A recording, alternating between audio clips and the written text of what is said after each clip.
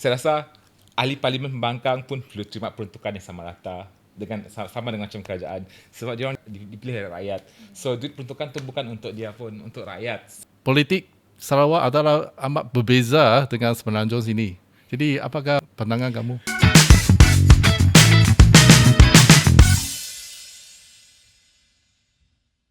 Hai, saya Mordi Bimol, ahli parlimen untuk Mas Gading, berasal daripada Sarawak. Dan saudara? Saya YB Oscar Ling, berasal dari Sarawak juga. Saya dari kawasan Sibu. So hari ini sesi Roket Sembang Santai untuk episod 28 bersama saya dan saudara Oscar. Dua-dua pun dari Sarawak, tapi saya dari Kuching, dia dari Sibu. The central part of Central part dari Sarawak, saya di southern part of Sarawak. Ya. Jadi Sarawak agak besar lah. Sangat besar. Lebih kurang sama Semenanjung Malaysia. Lebih besar, I think. Ya, lebih besar sikit. Ya. Jadi Kuching serupa satu negeri lah kalau Ya. berbanding di Semenanjung sini. Yes, Jadi yes, Sibu yes. juga pertengahan. Macam KL lah, dia dari Johor, KL. Kami juga ada Miri, Miri, kawasan Miri juga.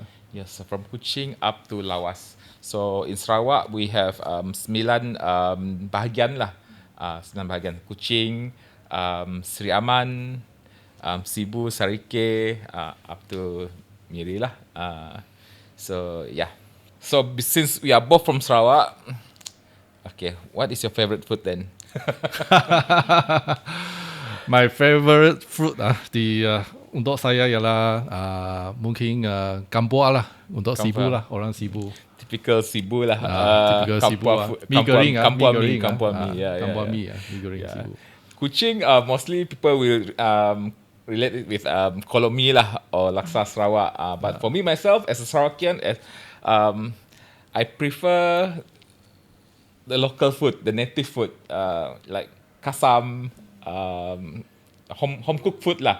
I'm not fancy with the makanan macam I still like lah makanan macam kolomi, lasa Sarawak, but then I still prefer kasam sabi, the kasam macam daun, it's a sayur lah di jeruk, it's a typical native food lah. That's my favorite food actually. Apabila kita cakap pasal lasa Sarawak ini sebenarnya lasa Sarawak adalah referring to Kuching lasa.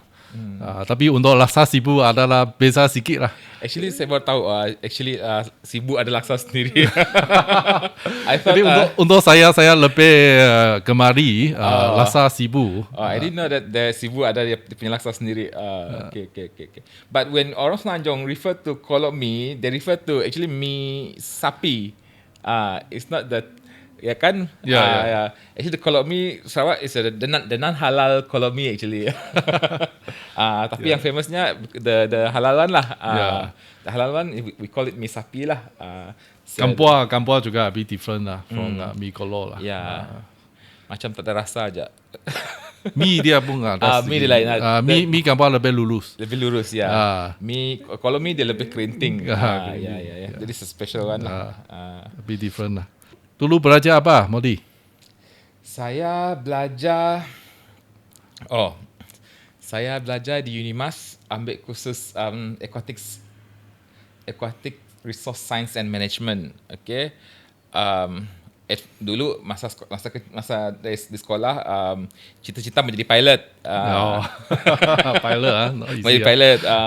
Tapi yalah, saya punya parents, saya punya father lah tidak kurang setuju lah. Cakap kerja tu bahaya, naik tu nanti terhempas. So I end up ambil kursus Aquatic Resource Science and Management di Unimas, and then I further my study. I further to master in Environmental Chemistry Engineering, and I finished in 2011, I think. Yeah. After that, you. Mi saya mempelajari farmasi. Saya ialah seorang ahli farmasi. Jadi dulu belajar di Australia lah. Jadi a bit earlier than you lah. I graduate in 2000 year 2000.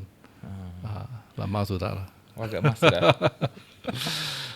So when did you join DAP? I joined the DAP yang pada tahun 2009. 2009 officially lah. Actually I sudah sertai aktiviti DAP sejak tahun 2008 tapi officially masuk ke DAP ialah 2009. So you belajar di Australia. Lepas tu habis belajar saya balik Sibu lah. Balik Sibu. Jadi bekerja untuk satu waktu. Lepas itu saya juga apabila memasuki DAP saya masih kerja sebagai ahli farmasi. Government or private? Private lah. Private. Okay. Hanya pada tahun 2013 pertama kali saya bertanding lah pada masa itu. 2013. Oh really? Oh you join 2009? 2009 ya. Bertanding 2013. Okay. So this time is my third turn lah. Penggal ketiga lah. Saya join 2011. 2011 saya join pun bertanding pada 2013. My first time I contested. Tapi saya kalah. So there was a PRU kan 2013 and then I contested again in 2016 state election pun kalah.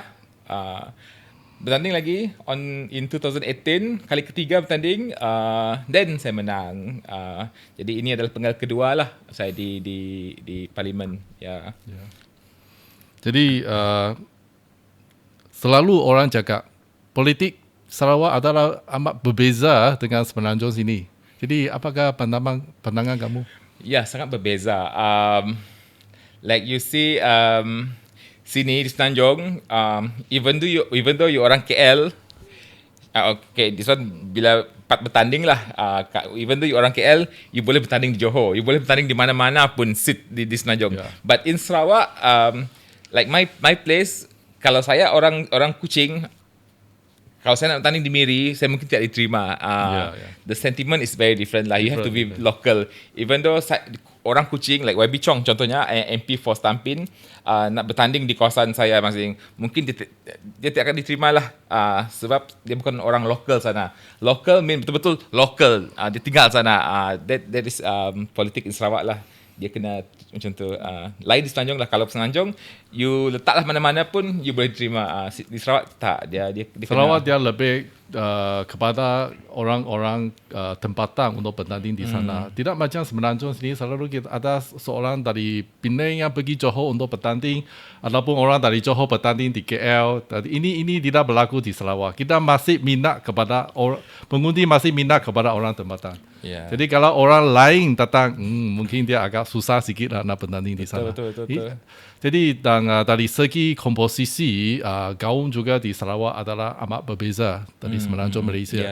Kerana di Sarawak majoritinya dia bukan Muslim macam di Malaya sini. Jadi kebanyakan kita lebih banyak ialah Christian lebih banyak. Jadi gaun dia, komposisi gaun dia juga berbeza. Dayak, kita cakap Dayak ialah saya berbangsa Bidayuh.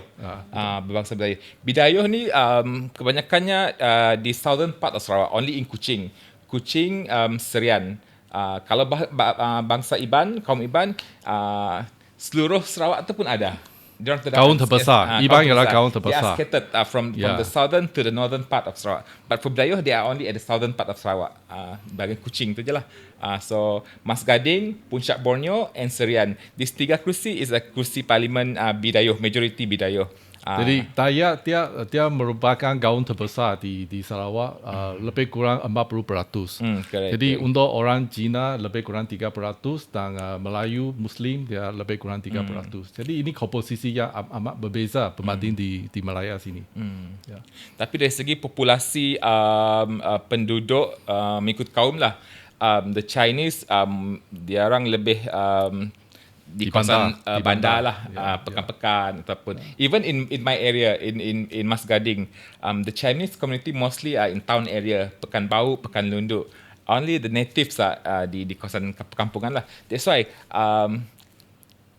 kalau menyentuh pasal community luar bandar, kebanyakannya adalah Dayak lah. Jadi inilah bezanya, dan politik di Sarawak juga amat berbeza kerana kebanyakan parti-parti di Sarawak ada local parti tempatan kebanyakan. Macam kerajaan negeri Sarawak sekarang ialah tertumpul dari parti-parti tempatan, GPS. Mungkin ramai yang di Semenanjung sini tidak kenal apa itu GPS. Tapi itu asalnya pun daripada BN juga. Dulu BN, tapi dia lepas dia kalah, BN kalah, dia keluar lah. Dia keluar. Then they form their own party. Macam tukar baju lah. Tapi still, yalah. So ada orang tanya, banyak parti tu kenapa YB ni choose DAP? Okay, you first. Kenapa you choose DAP? DAP kerana pada masa itu tidak ada banyak pembangkang wujud di Sarawak. Hanya DAP saja pada masa itu. Jadi itu sebab struggles dan tuntutan DAP itu memang menarik saya lah. Jadi saya okay, what makes you join DAP at first? Kerana pada masa itu di peringkat negeri Sarawak banyak masalah kerajaan. Pada waktu itu memang ada satu chief minister yang sangat terkenal, rambut putih. Jadi itu memang in terms of governance di Sarawak memang ada masalah tersendiri. Jadi pada waktu itu kita nak ada perubahan di Sarawak, nak jadikan Sarawak satu negeri yang lebih baik. Jadi kita sertai lah DAP untuk memperjuangkan ini. Ya, kamu? At least for you ada kesedaran politik tu lah, the political awareness tu. But for me, saya tak ada pun. I join DAP kerana accident. Kebetulan memang I didn't plan to join. I don't know about politics. I'm not interested in politics. Like kebanyakan orang muda, dia tak tahu, tak berminat, tak ambil tahu pun pasal politik. That is me. I don't know about politics. But then masa tu 2011, I just finished my study, and then someone that time is the Adun for Batu Kawah, a friend of me, YB, the former YB Christina Chiu. She said YB Chong was looking for not candidate. He was looking for a special assistant. So specifically, he want young educated Bidayo. So Christina Chiu introduced me to him. So I was looking for a job that time. So that's why I went to see jumpa Chong for interview. So then only I know who is Chong. Apa itu ahli parlimen? Apa itu Adun? First time, saya tak tahu pun beza. Saya tahu YB lah. Saya tak tahu pun beza ahli parlimen, Adun, apa beza kerajaan negeri, kerajaan pusat, kerajaan tempatan. I know nothing about politics. Masa saya jumpa YB Chong tu pun first time saya jumpa YB. Then when I got the job, masa interview lah, then dia beritahu. Saya rasa tu nak cari kerja. Cari kerja. Then dia beritahu, if you agree, I will dia akan announce saya to the press next week, dia cakap. And I will groom you as a candidate, to be a candidate lah in 6 years times for the next state election. Maksudnya 2016 tu lah. State election 2016 tu. So saya join 2011. So dalam plan dia tu, saya akan di-groom untuk jadikan calon pada 2016. Bila cakap macam tu, saya takutlah. Saya ingat saya mau kerja kerja aja, bukan jadi calon. But then bila suruh jadi calon, give me some time lah. I need to go back and ask my family first. Kena scam. Kena scam. So because yalah, I found out that DAP is the opposition party. I mean, pada waktu itu memang nak mengetahui opposition bukan sesuatu yang boleh diterima oleh keluarga, kebanyakan keluarga. Especially for those non-Chinese. I mean, DAP kan dia punya tu orang cakap parti Cina. Then for me to join DAP as a Bumi, as a Dayak, to join DAP macam kali kubur sendiri je. But it's a big decision, no U-turn. So I asked my mom, I asked my siblings, I asked my uncle, my datuk, nenek, semua. Betul-betul saya tanya, should I? Because anything happen, I still need their support. Because I have 6 siblings. So I told my mom, allow me to do something different. You ada anak-anak lain yang dah kerja, dah stable, that can give you monthly allowance itu kan. But just let me do something different lah. Kalau saya tak mampu bagi you bulan-bulan duit pun, at least you ada anak-anak lain lah yang boleh. So okay lah, dia cakap boleh lah if that is what you want. But then I told them lah, this is a very big decision. It's a no U-turn for this one. Jangan pembangkang emang gila. Then okay lah, then I agree to it. I started working with YB Chong at his legal firm.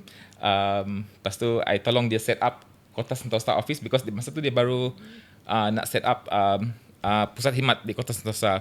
So dari situlah saya belajar macam mana nak run pusat khidmat dari mula, dari set up the office, run the pusat khidmat, setelah.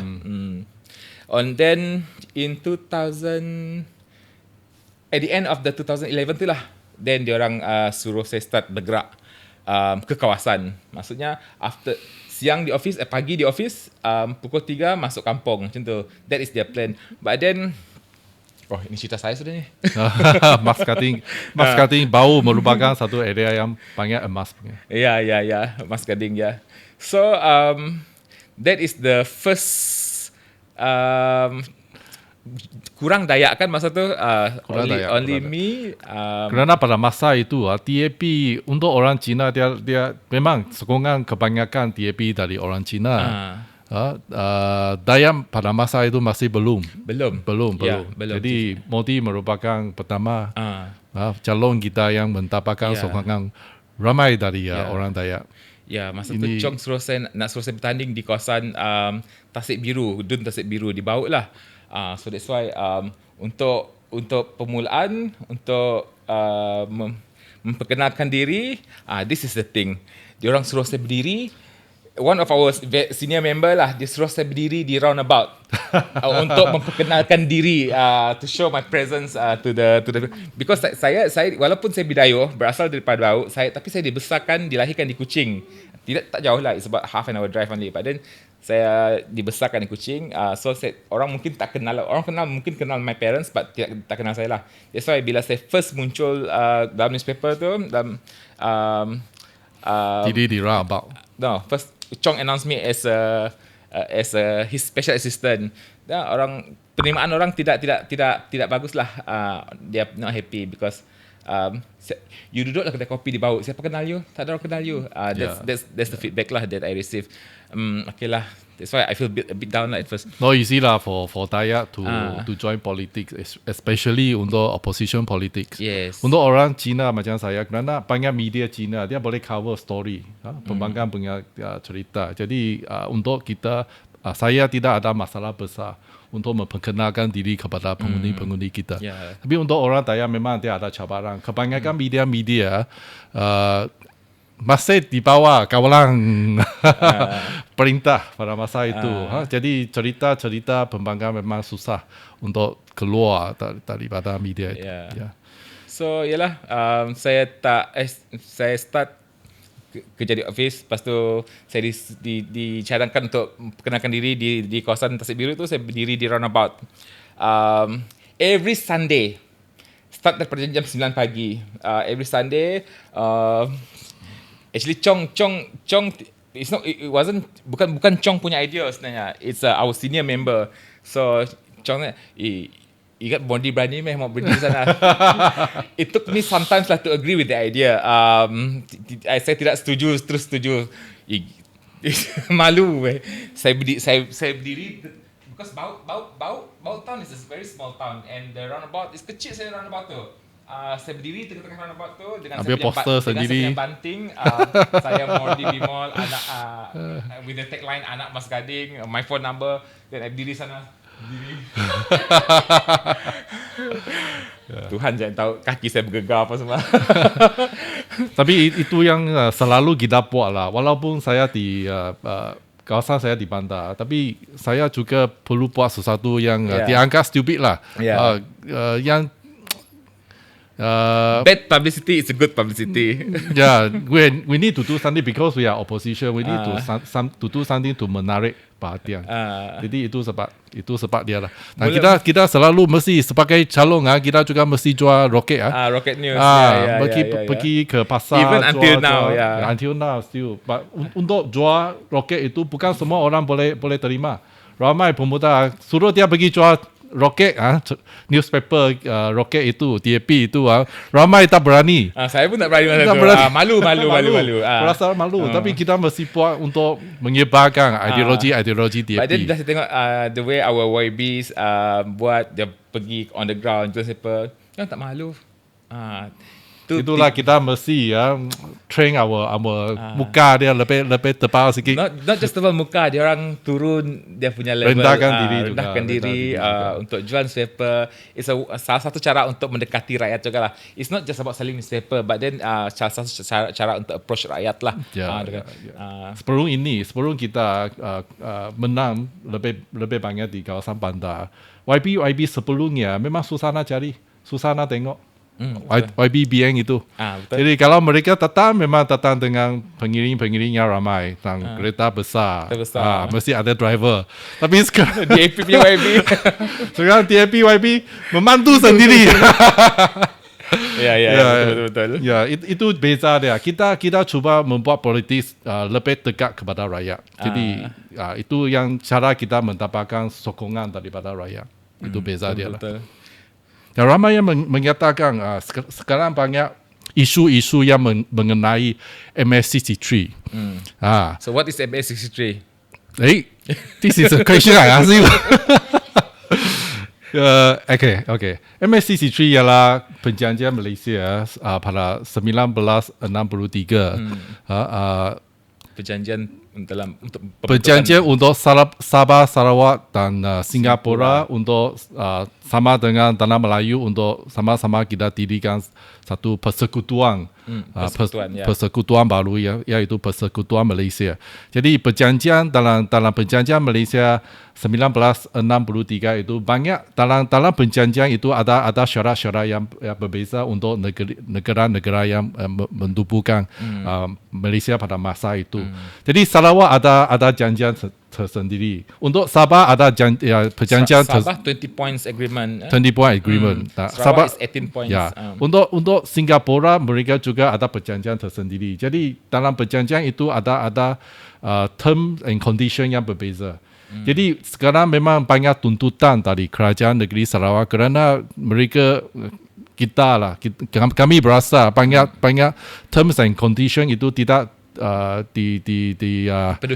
dipenuhi. Jadi sekarang kita nak menuntut balik kuasa-kuasa itu.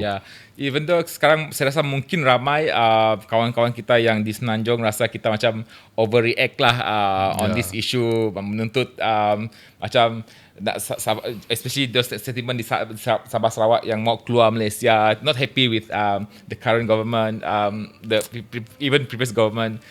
Sebab this is regardless of our background, our political background, we as a Sarawakian, we felt that we are left behind lah, jauh ketinggalan.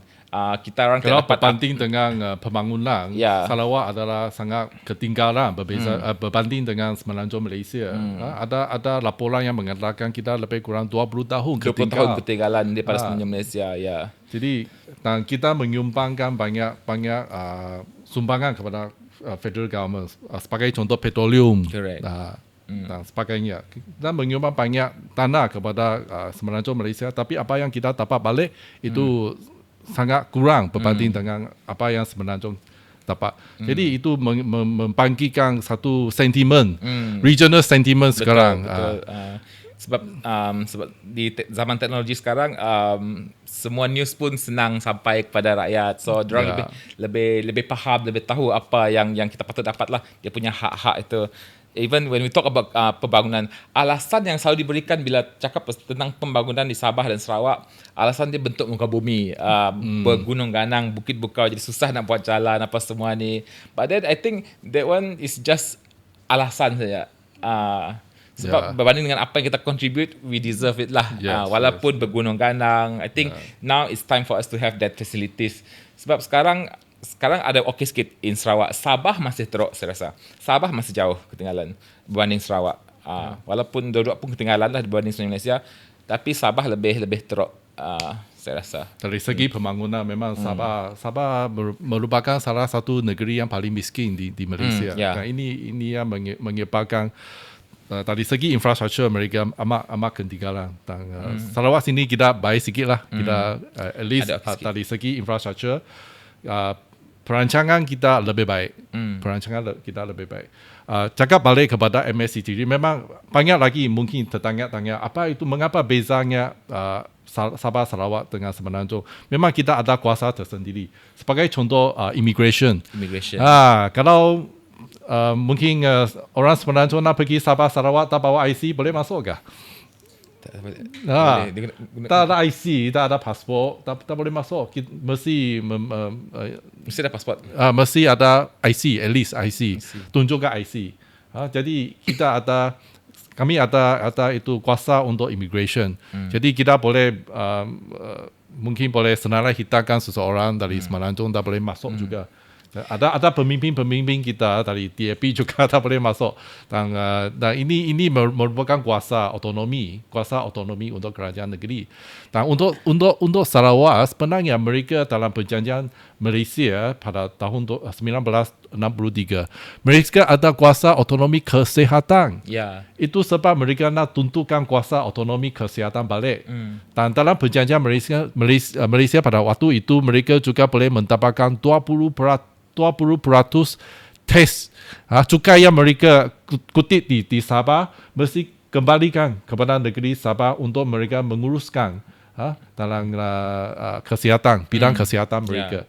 Jadi itu sebab sekarang ada pihak-pihak tertentu yang menuntut kuasa otonomi kesihatan ini. Betul. Jadi inilah di mana kita banyak kuasa-kuasa otonomi tertimbul pada masa sekarang. Kita ada otonomi dalam pendidikan, kita ada otonomi dalam kesihatan, immigration, what else? Mungkin dalam pelancongan dia ada kuasa tersendiri dan hutang dan pelabuhan. Tapi yang ada sekarang yang tinggal hanyalah immigration saja yang ada. Yang kita Sarawak adalah. That's why bila orang Semenanjung atau Sabah come Sarawak, dia orang perlu guna itulah ada slip tu. Even my wife is from Sabah. Bila dia masuk Sarawak pun dia perlu guna slip tu juga. Tak boleh stay sana untuk satu tempoh 90 hari 90 hari. Hanya terhad untuk satu tempoh saja. After that perlu keluar and then masuk balik lah macam tu. Jadi itu beza lah. Sabah Sarawak memang dan sekarang satu lagi isu yang sering dibangkitkan ialah 1/3 of the parliament seat. 1/3 of the parliament seat yang ditutup oleh kerajaan negeri Sarawak. Dan isu ini dibangkitkan kerana pada mulanya kita tubuhkan Malaysia ada Sabah, Sarawak dan Singapura. Pada perjanjian Malaysia, ketiga-tiga negara ini pada waktu itu mereka mesti memenang 1/3 of the seat in the parliament sebagai kuasa untuk veto. Kerana penduduk Malaya lebih ramai. Jadi untuk Sabah Sarawak penduduk kita berbanding dengan Malaya kita hanya 10% saja lebih kurang. Di Sarawak kita penduduk kita hanya lebih kurang 3 juta lebih. 3 juta lebih saja. Sabah lebih kurang 5 juta lebih. Jadi untuk menjamin hak-hak Sarawakian dan Sabahan dan juga Singaporean, pada waktu itu mereka tubuhkan satu syarat 1/3 of the seats mesti diberikan kepada ketiga-tiga negeri pada masa itu. Jadi sekarang Singapura sudah keluar dari Malaysia. Jadi tinggalnya Sabah dan Sarawak. Dan sekarang kerusi parlimen untuk Sabah Sarawak kita totalnya lah tidak melebihi 1/3 of the seat. Jadi kita seolah-olah tidak ada kuasa veto sekarang. Sarawak ada 31. Sabah 25. Tak sampai pun 1/3 from the total lah. Jadi ini di mana tuntutan untuk 1/3 kerusi parlimen ini dia muncul. Jadi untuk menjamin hak-hak Sarawakian dan Sabahan, jadi saya rasa lah perlukan ada kuasa veto untuk Sabah dan Sarawak. Jadi bagaimana kita mencapai kuasa veto itu ini masih dalam perbincangan. Can be either 1/3 of the parliament Dewan Rakyat seat, dan juga ada perbincangan yang menyatakan bahawa Senate Dewan Negara 1/3 of the seat diberikan kepada Sabah Sarawak in the Dewan Negara. Mengapa? Ada pihak yang mengatakan mengapa kita kekalkan komposisi kerusi di Dewan Rakyat sekarang. Kerana Dewan Rakyat ialah tempat kita memilih kerajaan. Setiap wakil rakyat di Dewan Rakyat adalah dipilih oleh rakyat, dan sesiapa yang memenang lebih dari separuh, ia akan jadi kerajaan. Jadi Dewan Rakyat ialah tempat untuk memilih kerajaan, dan Dewan Negara bukan. Dewan Negara bukan. Dan Dewan Negara juga ada kuasa untuk menolak rang undang-undang yang diluluskan oleh Dewan Rakyat. Jadi mengapa kita tak gunakan Dewan Negara sebagai satu tempat untuk kita berikan 1/3 of the Dewan Negara kerusinya kepada Sabah dan Sarawak sebagai kuasa veto. Kerana tuntutan sekarang ialah kuasa veto. Kalau tidak, pada pandangan saya, kalau kita tidak ada pilihan raya yang adil, sama bersih, kalau kita berikan kerusi Dewan Rakyat kepada sesuatu pihak, ia mungkin amat bahaya. Ia akan jadi kuasa politik, bukan kuasa veto. Jadi itulah itu pandangan saya. Supaya kita boleh fikirkan mungkin dalam Dewan Negara kita boleh jadikan 1/3 of the seat given to Sabah and Sarawak to be veto power. Tapi ini masih dalam perbincangan. Ya. Jadi apakah pandangan sama saya setuju sebab ialah Sarawak besar tapi dengan jumlah kerusi yang sedikit, susahlah kita nak mencapai apa-apa persetujuan lah. Salah satu sebab saya rasa veto sangat penting untuk Sabah dan Sarawak kerana kebanyakan orang-orang asli macam Modi. Saya bukan orang asli lah. Saya bukan orang asli. Orang asal. Orang asal dari Sarawak. Mereka orang asli di Semenanjung, di Sarawak orang asal pribumi Sabah Sarawak lah. Jadi mereka jumlah mereka sangat kecil, minoriti. Mereka merupakan golongan minoriti. Kalau kita tak kasihkan satu hak veto kepada mereka, mungkin apa-apa yang berlaku kepada perlembagaan akan merampas hak-hak mereka. Jadi untuk berikan kuasa kepada Sabah dan Sarawak memang sangat penting juga. Tapi ada satu isu yang timbul bila kita menuntut jumlah kerusi parlimen yang banyak ni kan, ialah kita punya population tak banyak. Walaupun tak banyak tapi kawasan kita besar. Contoh Mas Gading, kawasan Mas Gading sangat besar. Besar berbanding contoh Melaka. The size of Mas Gading macam lebih kurang. Kawasan saya juga besar, Sibu lebih kurang mungkin macam Perlis lah. Sebesar Perlis. Jadi ada juga kawasan parlimen di Sarawak macam Ulu Rejang, yang sangat besar itu. Dia lebih kurang kawasan dia satu Pahang. Satu Pahang.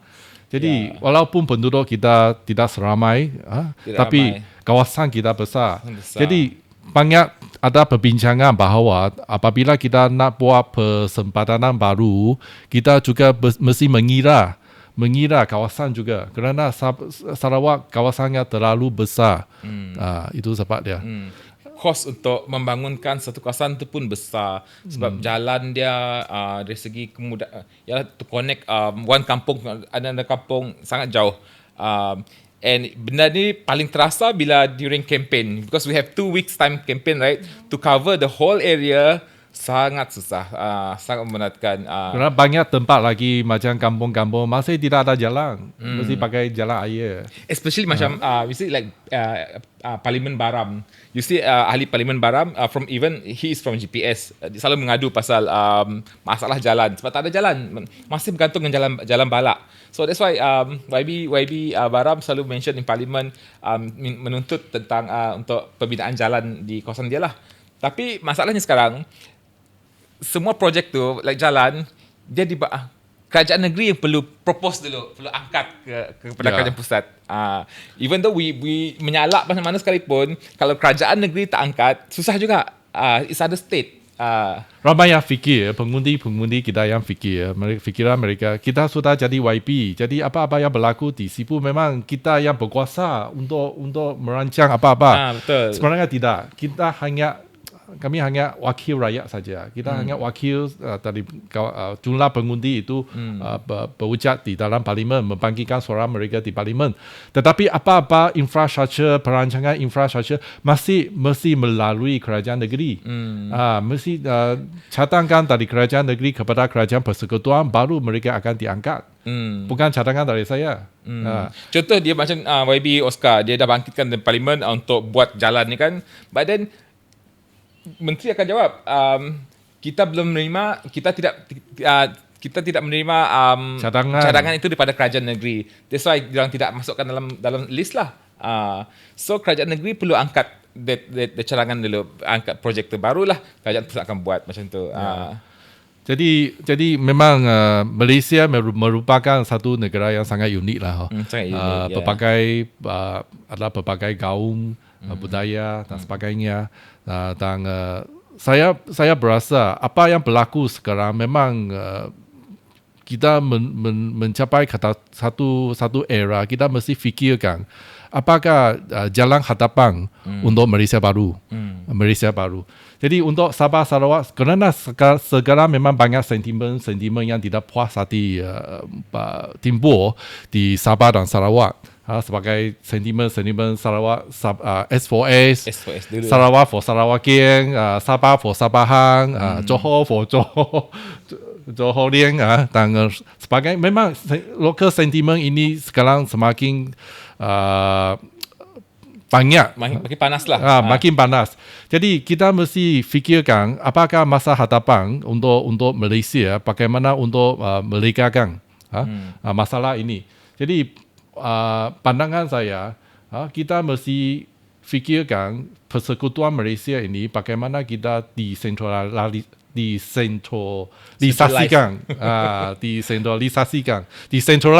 kuasa-kuasa dari federal kepada negeri-negeri, supaya negeri-negeri akan berasa mereka juga ada kuasa untuk menuntut nasib-nasib mereka sendiri, bukan semua tergantung kepada kerajaan pusat. Kita tidak akan memberontak, kita tidak akan menuntut kalau kita rasa puas hati dengan keadaan yang kita ada sekarang lah. Sebab kita rasa tidak puas hati, itulah yang mencetus pada perkara tersebut. That's why the Sabahan, the Sarawakian ada sentimen-sentimen yang menuntut untuk keluar daripada Malaysia sebab tak puas hati.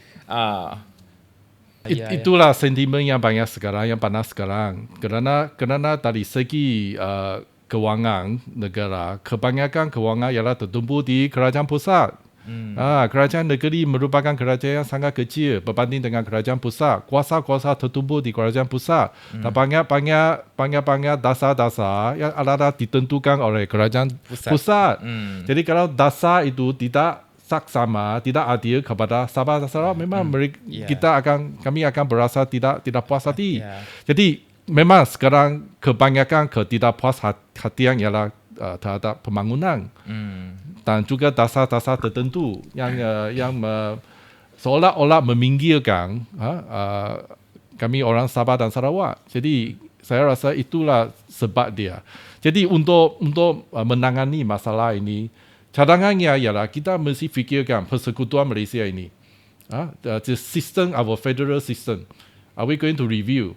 Actually dalam perjanjian Malaysia ada satu klausa yang mengatakan perjanjian Malaysia harus direview, dikaji semula. Setiap berapa tahun, setiap 20 years, every 20 tahun review. Tapi ini tidak pernah dijalankan. Jadi mungkin kita sampai satu masa sekarang untuk kita review back our federal system supaya kita mungkin kasih lebih banyak kuasa kepada kerajaan negeri. Jadi tuntutan sebagai contoh kesihatan, education dan sebagainya. Ini memang merupakan satu cadangan yang boleh kita timbangkan. Kita pakai contoh di dunia ini memang banyak negara yang merupakan federation. UK federation, Australia federation, US federation juga is a federation. Maksud dia beberapa negara kita sama-sama tumbuhkan satu gabungan negara, sama-sama tumbuhkan satu negara lah. Betul. Tapi kita masih ada kuasa-kuasa tersendiri. Negara yang berbeza memang kuasa federation itu amat berbeza. Saya graduate dari Australia. Di Australia, kalau kuasa pendidikan adalah state matter. Kalau kamu belajar di Melbourne, Victoria, you get the Victorian Certificate of Education. You go to Queensland, dia ada certificate tersendiri. You go to Adelaide, ada certificate tersendiri. Jadi itu beza dia. Jadi education can be decentralized to the state. Even kita pergi US, police, every state got their own police. Police, Los Angeles dan sebagainya. Last time we do have our own pasukan Sultan. Dulu bomba juga di bawah kerajaan negeri. Dulu bomba di bawah local government. Pada masa itu di bawah local government. Even pada mulanya majlis perbandaran atau local government di Sarawak kita boleh tumpukan sekolah. Ada sekolah yang di bawah. Sarawak dulu dia ada sekolah mubalik, mission school, macam St. Teresa, St. Joseph, St. Mary, all these sekolah mubalik yang di bandar lah. Dia orang ada kelebihan sendiri lah. Dia boleh tu. But then saya ingat masa sekarang kalau semua di bawah kuasa pusat, kerajaan pusat, di kawasan sini kekurangan sekolah, kita nak pindah sekolah baru tidak boleh kerana tidak ada kelulusan dari kerajaan pusat. Betul. Jadi ini terikat apa yang kita nak buat di Sarawak. Banyak lagi masalah macam ni, kesihatan juga di kawasan pedalaman. Nak bina klinik baru, tidak ada kelulusan, tidak ada dana, tak boleh. Jadi ini masalah dia tentang Sarawak besar sebagai contoh kesihatan. Sarawak begitu besar, hanya satu hospital regional di Sarawak, Hospital Kuching, SGH. Jadi kita nak dapatkan rawatan pakar tertentu. This is something that Cebu not happy with. I'm not happy, totally not happy. That's why sekarang nak menuntut supaya kita dapatkan lebih hospital regional, hospital di Sarawak. Dengan sukungnya, kerajaan Madani sudah ada perancangan untuk menaik taraf Hospital Sibu dan Hospital Miri dijadikan sebagai regional hospital. Kalau tidak, kita nak dapatkan radioterapi di seluruh Sarawak nak dapatkan radioterapi Kuching saja. Apa-apa kes yang kritikal semua pergi Kuching. That's why Hospital Kuching very packed. Kita nak pergi Kuching, kalau pakai jalan 6 jam, 7 jam. Nak pakai Miri to Kuching is about 12 hours. 12 hours lagi jauh, 400 km. Miri ke Kuching 800 km. Jadi kalau sakit jantung, kita tak boleh tunggu. Jadi kebanyakan memang ada kes maut banyak, kematian kerana sakit jantung, tak sempat hantar kucing, dia mati. That's why last time the Pen-Borneo Highway is very crucial. We need it because to travel like from Miri to Kuching or Sibu to Kuching dengan jalan memang berturap, tapi naik turun bengkak. Pada masa itu kita panggil road to hell. Road to hell, ya. Road to hell. Lebih kurang 2 minggu, 3 maut. Ya, itu oleh sebab itu pada masa waktu pengat pertama saya, kita memang cuba daya upaya untuk mendapatkan satu Pen-Borneo Highway yang baru. Tapi pada masa itu kerajaan BN dia tak lulus. Dia cakap tak perlu. Tak perlu. Because of population lah. Population not enough. Dan mungkin sebab-sebab dia ada juga dia bangkitkan bahawa kerana jalan terlalu baik, ia akan mengakibatkan kemalangan yang lebih banyak lagi. Bagi kita semua itu alasan saja. Ada alasan yang memang. Tapi masalahnya kita tidak ada satu jalan lebuh raya di Sarawak pada masa itu. Kita memang perlu. Satu lebuh raya pun tidak ada di Sarawak. kita perlukan, bukan kita minta suka-suka. Kita perlukan dia beraya, bukan untuk suka-suka. Connectivity sangat penting. Kerana kebanyakan perkhidmatan yang penting masih di Kuching. Itu sebab kita sekarang, saya rasa kerajaan Madani sekarang memang ada perubahan. Ada perubahan. Mereka sekarang tengah fikirkan mungkin Sarawak kita tidak boleh anggap satu negeri saja. Perkhidmatan yang penting kita mesti bagi 3. Mungkin Kuching 1, Pertengahan Sarawak 1 dan juga Northern Sarawak 1. Jadi untuk lebih seimbang dalam pembahagian sumber-sumber ini kepada rakyat Sarawak. Tapi pun masih ada juga benda-benda yang saya rasa masih belum cukup seimbang lah. Masih ada. Tapi we are in progress lah to that keseimbangan antara Sabah, Sarawak dan Semenanjung lah. Tapi yalah, macam kita di Sabah, Sarawak, kita rasa macam peruntukan, walaupun like this budget 2035 orang cakap kita dapat banyak kan, mana ada banyak, tak cukup sebenarnya. Ya, kerana Sarawak terlalu besar tadi. Kalau kita nak betul-betul membangunkan infrastruktur di Sarawak, memang kita perlukan tanah yang sangat-sangat banyak kerana besar. Terlalu besar dan untuk pendalaman. Memang kalau nak bina jalan, bukan tanah yang kecil. Semua memerlukan tanah yang besar-besar. Dengan keadaan sekarang, kos barang-barang semua sudah meningkat. Memang kos lagi tinggi lah untuk membangunkan kawasan luar bandar di Sabah dan Sarawak. Buat jalan, bekalan air, elektrik. Like some of the kawasan masih guna bekalan air gravity. What more? Kawasan saya walaupun kawasan luar bandar, tapi dia tidaklah terlalu jauh ke macam pedalaman lah. Masih okey, masih kira suburban lah. Kawasan saya walaupun urban area dikira sebagai urban area, tapi masih ada kawasan di bawah kawasan saya belum ada air. Air pipe belum ada. When we talk about pedalaman when we talk about pedalaman kan yang betul-betul jauh, pedalaman yang kena lalu jalan balak tanah kuning tu yang tak ada batu pun, yang tak ada air, tak ada elektrik, masih ada. So these are the things that we want to fight lah for these people in rural area. That's why banyak anak-anak muda because tak ada kerja, diorang migrate ke town area.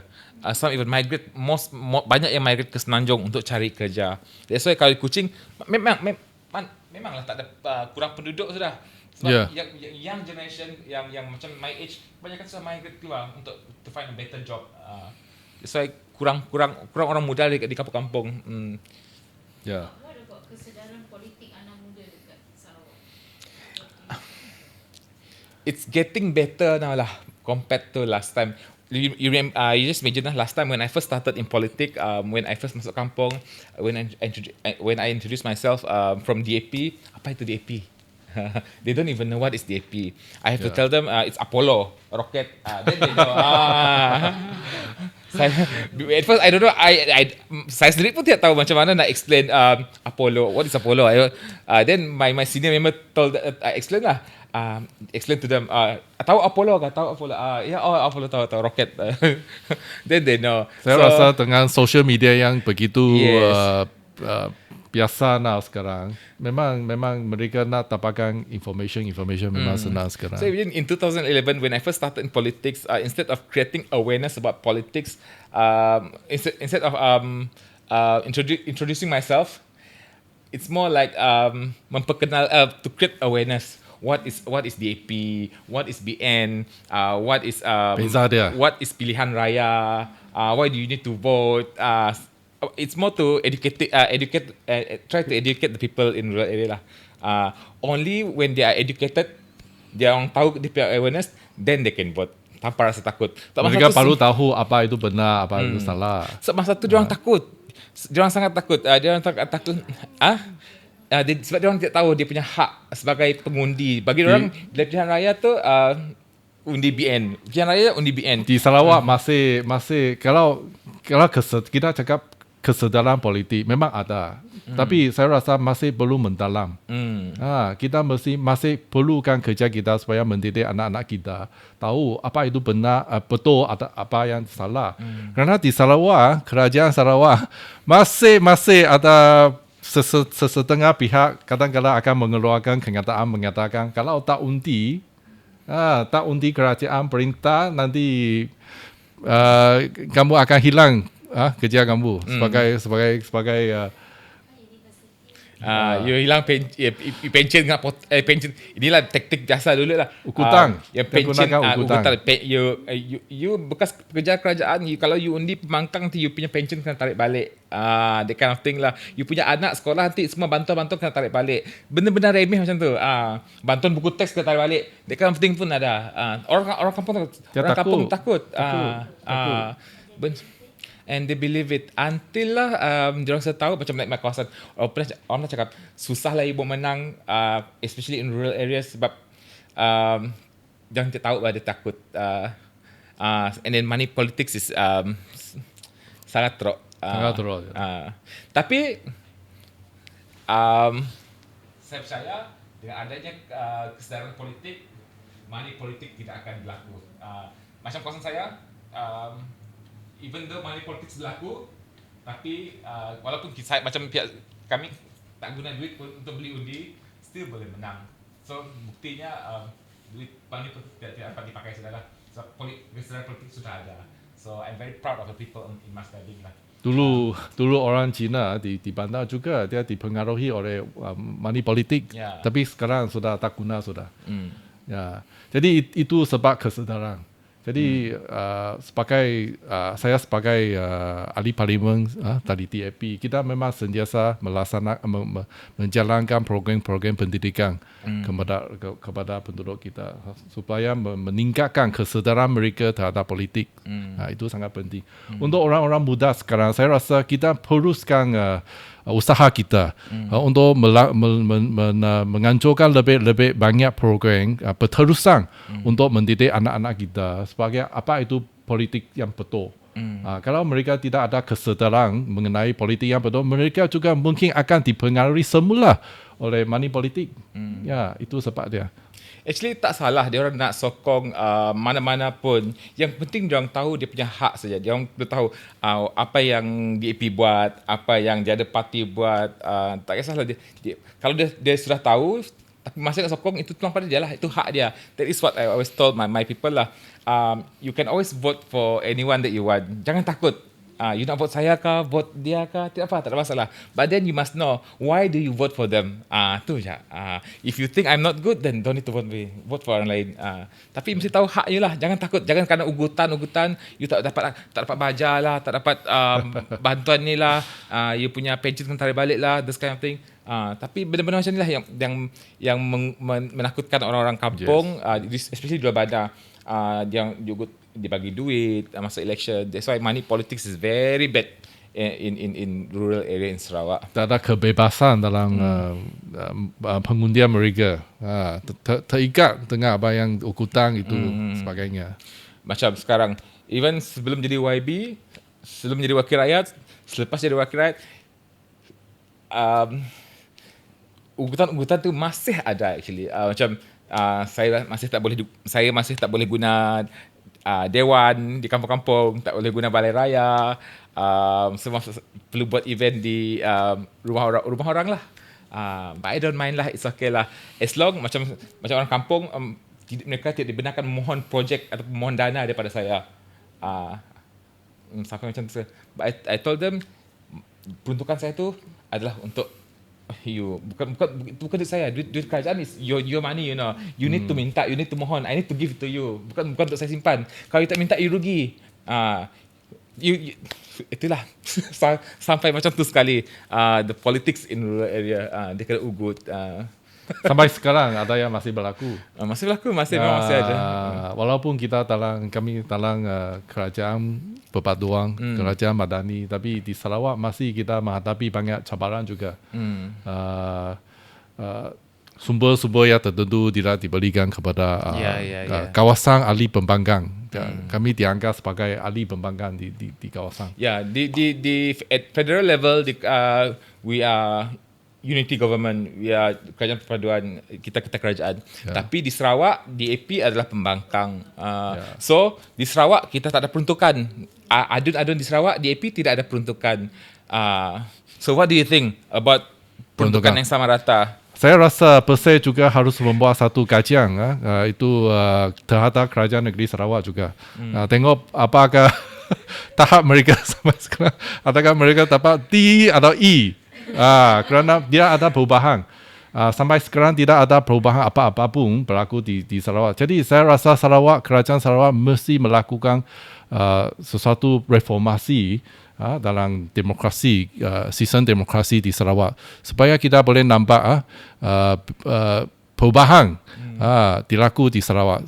Sebagai contoh, mereka harus berikan peruntukan kepada ahli-ahli pembangunan juga. What about Semenanjung here, federal level? Sudah dalam perbincangan. At least in the talk. At least in the talk. I think kan, saya rasa ahli parlimen pembangkang pun perlu terima peruntukan yang sama rata sama dengan macam kerajaan, sebab dia orang dipilih oleh rakyat. So duit peruntukan tu bukan untuk dia pun, untuk rakyat. So harus. Saya rasa harus. Saya tidak setuju kalau kerajaan hari ini tidak memberikan peruntukan yang sama rata kepada kalau PMS nak dapatkan rating A pada masa yang akan datang, saya rasa perubahan ini perlu dilakukan untuk. Sebab saya rasa you ada peruntukan pun, kalau you tak pandai nak belanja, you tak pandai nak menguruskan, you takkan ke mana. So, you ada peruntukan banyak kah, sikit kah, it's bergantung dengan you punya creativity, how you manage the peruntukan untuk your kawasan. You ada peruntukan berjuta pun, kalau you tak pandai nak uruskan, you tak pandai nak manage, tak pandai nak bagi sama rata, susah juga. So, bagilah peruntukan dengan semua ahli parlimen, let them manage. Let the rakyat tengok macam mana dia manage peruntukan tu untuk kawasan dia masing-masing. So macam itulah. Sebab kita orang, macam saya kan, I started in 2018 as a kerajaan. After 22 months, kerajaan PH tumbang, dia jadi pembangkang. Saya sudah rasa, kita semualah MP pun sudah rasa lah jadi kerajaan, jadi pembangkang. So bukan senang lah, especially turun our pusat khidmat, turun programs in our kawasan. Saya rasa pada Perdana Menteri, bekas Perdana Menteri YB Sabri mendapatkan rating yang amat tinggi kerana dia yang berikan peruntukan kepada pembangkang pada masa itu. Itu sebab dia, salah satu sebab dia. Jadi saya rasa reformasi dalam sistem demokrasi kita amatlah penting untuk Malaysia dan juga untuk negeri Sarawak. Dan perjuangan kita seterusnya ialah memastikan negeri Sarawak kita juga akan menambah perubahan dari segi demokrasi di dalam pengurusan negeri Sarawak, supaya kita kembalikan hak-hak betul-betul kepada rakyat. So I hope for the young generation, especially in Sarawak, supaya orang lebih peka lah dengan keadaan politik hari ini. Yalah, macam saya dulu, saya pun tidak peka. So, I regret it lah. Sebab politik ni, walaupun you rasa you tak involved, tapi politik tu akan kena juga dengan you. So, walaupun you rasa tak minat, tapi politik tu minat dengan you. You tak minat, tapi politik minat dengan you. Semua kehidupan you terkait dengan politik hari ini. So, you kena tahu, you kena faham hak-hak you as a rakyat. Pentingnya politik itu dengan kehidupan you seharian, dengan harga barang lah, dengan you punya pekerjaan lah, gaji you lah, semua lah. So pentingnya anak muda tahu dia punya hak, dan kesedaran politik itu sangat penting di kalangan anak muda supaya dia orang boleh tahu hala tuju dia orang sendiri. Okay. Saya tambah sikit Tahu sikit lah. Banyak boleh. Untuk anak-anak muda kita, sebenarnya sebagai tanggungjawab sebagai seorang rakyat atau citizen, saya rasa dua perkara perlu buat. Satu ialah kita mesti tahu apakah berlaku di negara kita dan kenali apa yang politik-politik yang ada di negara kita. Second thing is we must come out and vote every time. Jangan tidak mengundi. Must come out and vote. Selalunya ramai pemuda kita tak nak keluar untuk mengundi. Dia rasa ini tidak apa-apa berkenaan dengan mereka. Jadi saya rasa ini berkenaan dengan kamu. Ini yang menentukan masa hadapan kamu. Jadi kamu keluar mengundi sangat penting untuk masa hadapan kamu dan memastikan negara kita menuju ke arah yang betul. Dua perkara saja. tahukah politik Malaysia dan tahukah apa yang berlaku di negara kita dan juga keluar mengundi. Two things. No, tambah satu lagi. Ada. Jangan takut jumpa YB anda, wakil rakyat anda. Sebab ramai kan, like kawasan pun, diorang macam ada satu gap antara wakil rakyat dengan rakyat. Diorang takut pun jumpa YB. Macam pentingnya you berani jumpa wakil rakyat. Jumpa macam biasa. Wakil rakyat, macam kita orang, kalau tak tahu apa pun, just jumpa. We need to know your problem juga kan. You need to share with us what is your problem. How can we help you? How can we help the kawasan? How can we do better pada kawasan? Itu sebab YB GPS lah. Dia agak tinggi sikit lah. Susah nak jumpa. Tapi ini di kawasan saya sudah jadi biasa office saya memang ramai yang datang jumpa. So yang penting kenali wakil rakyat anda, tahu hak-hak anda di dalam pusat khidmat tu. Apa yang anda boleh mohon di pusat khidmat tu, apa yang YB boleh offer tu your kawasan, you must know. Macam saya dulu, mana saya tahu ada boleh dapat tu, mohon ini, mohon tu, saya tak tahu pun. Only after saya jadi wakil rakyat dan saya tahu banyak benda-benda yang saya boleh dapat daripada YB tu. So penting lah. So jangan takut jumpa wakil rakyat anda. Yeah. Okay. Thank you. Okay, thank you very much. Bye.